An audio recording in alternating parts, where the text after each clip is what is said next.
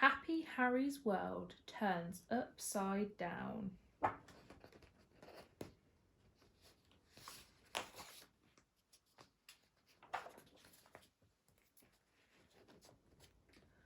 Once upon a time, there lived a happy little boy, and when he laughed or shared his toys, he was full of joy. His name was Happy Harry, and everyone could see when he was with his friends, he was happy as could be. Each day he'd stretch and jump out of bed. "Good morning, world," he always said. Excited for a new day, he'd do a little spin, with sleepy eyes and tousled hair and a smile above his chin.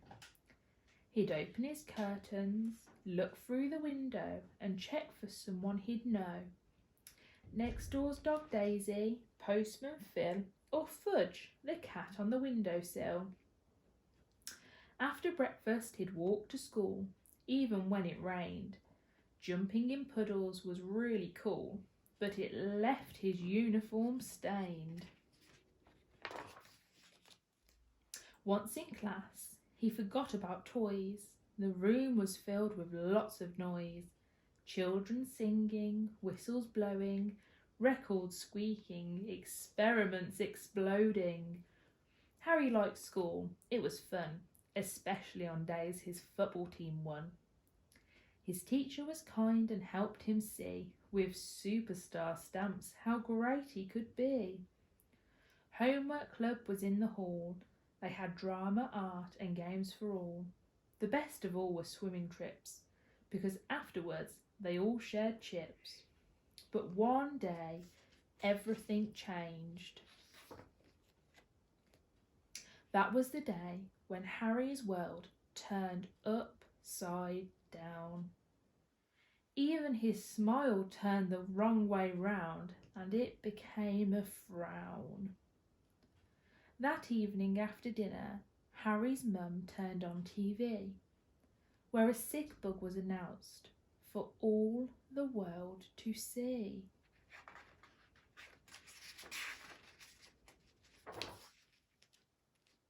The next day in the playground, Harry wanted to stay and play, but his mum told him sadly, "Harry, I'm sorry, not today."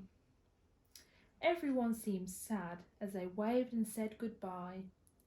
Boys and girls, even mums and dads, were trying not to cry. Like all the other boys and girls, Harry didn't understand why playing with his friends had now suddenly been banned. Harry was upset. School at home did not sound fun. He'd have no friends to play with, and now his teacher was his mum. "But mummy, we aren't sick. Why can't we go out and play?"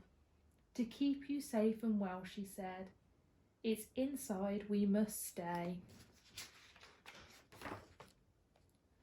The next morning, when Harry woke up, he was feeling very sad.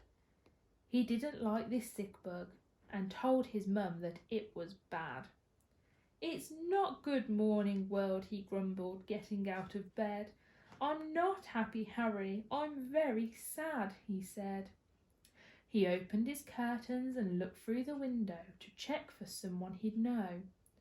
Next door's dog Daisy, postman Phil, or Fudge, the cat on the windowsill. But this time when he looked out, the world seemed fast asleep. Nothing moved, no planes flying, or no cars going beep beep.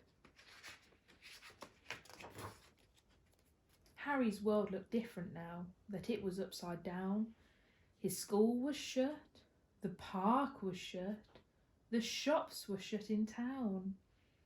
He sat beside the window with some crayons that he had.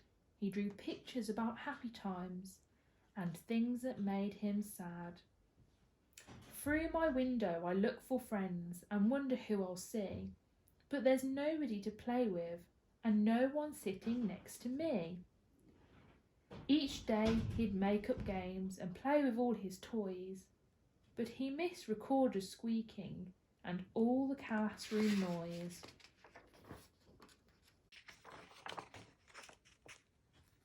School with his mum was fun. He learnt new things each day. Some days they built dens or made models out of clay. His mum heard about some children drawing pictures of a rainbow. They'd colour it in or paint it and put it in their window. So Harry drew his rainbow and joined in all the fun. Then he looked for all the rainbows other boys and girls had done. As Harry played alone, he thought of life before the sick bug. "I want my friends," he cried, throwing toys across the rug. "Harry, I know this seems strange and makes us feel quite sad, but one day soon this will change and we'll be very glad. We hope for things we can't yet see and have faith that they will come. So now we wait with patience and thankful hearts," said Harry's mum. That evening before bed, Harry said his nighttime prayers. He talked to God about his day and told him all his cares. "Thank you for the world you made, for sunshine, food and fun. I'm sorry that I threw my toys and wasn't kind to Mum. Please look after all my friends and my family. Please keep Nanny and Papa safe and give them hugs from me. Amen." Then his mum turned off the light and Harry fell asleep. He dreamt of big planes flying and cars that went beep beep. When Harry awoke the next morning, he stretched and jumped out of bed. With sleepy eyes and tousled hair, "Good morning, world," he said. He opened his curtains and looked through the window to check for someone he'd know.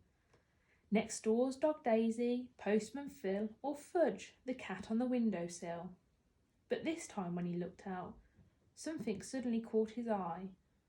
Lots of glistening colours in stripes across the sky. "Look," said Harry's mum, "a rainbow shining through the rain, the promise of new life and a hope for change again." After his mum had said this, Harry hoped and looked for change. He began to like some things that at first he'd thought seemed strange. Harry still missed his friends, but school at home was good fun too. He made a list of things he liked and new things he could do. "I've learnt to ride my bike myself and tell jokes to make Mum laugh. I like gardening and baking and splashing in the bath." On Thursday nights at their front doors, people clapped their hands, thanking doctors, nurses and carers. Harry banged his pots and pans. One day as Harry played inside, building a new den, his mum got in and told him, "You can go to school again." She explained to him that school had changed and how there'd be new rules.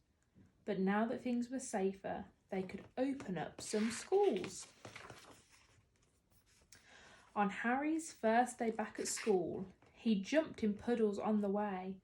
With a great big smile, he said to his mum, "I can see my friends, hooray!" Harry's teacher was extra kind and let them play all day. They took turns sharing stories. Everyone had lots to say. Then they made a rainbow to display upon the wall, so no one would forget how the world changed for them all. Harry was happy, walking home with a smile upon his face. His world felt the right way up. Now things were back in place. After school, he saw Nanny and Papa and hugged them really tight. They ate their dinner together and then they said good night. Then climbing into bed, Harry saw a picture in the window. He closed his eyes and fell asleep, naming colours of the rainbow: red, orange, yellow, green, blue, indigo, violet. Once upon a time, there lived a happy little boy and when he laughed or shared his toys, he was full of joy. His name was Happy Harry, and everyone could see the hope that came with rainbows and how different life could be.